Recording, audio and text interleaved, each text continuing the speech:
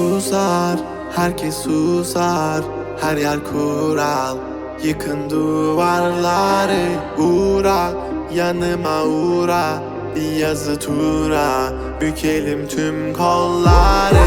Koy koy yeni bir kat, onu da geçeyim iyi bir fark. Zoruna gidenin dili kurak, kapalı kapıya çeneni tak. Boş ver geri topla, verdiğin değerin dili olsa. Kalbimi vurmuş gidiyorsan, acı diliyorsan ve de biliyorsan. Kızgın güllerin üstüne düşmüş dolunayım ben. Soldum bir kere geriye dönersem yok olayım ben.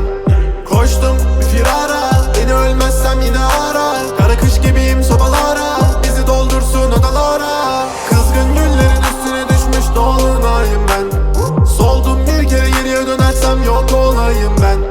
Koştum bir firara, beni ölmezsem yine ara. Kara kış gibiyim sobalara, bizi doldursun odalara.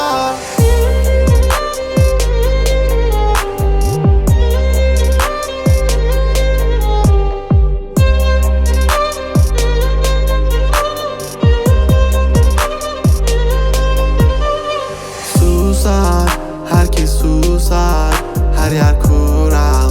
Yıkın duvarları, uğra, yanıma uğra.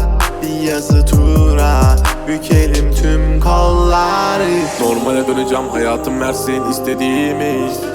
Zorlama düşerim, şeytan duymasın dinlediğimi. Koy baba gitsin fırlavan, zorlama kadere trip atma. Trip atma, trip atma. Normale döneceğim, hayatım versin istediğimi. Zorlama düşerim, şeytan duymasın dinlediğimi. Koy baba gitsin fırlavan, zorlama kadere trip atma. Trip atma, trip atma. Kızgın güllerin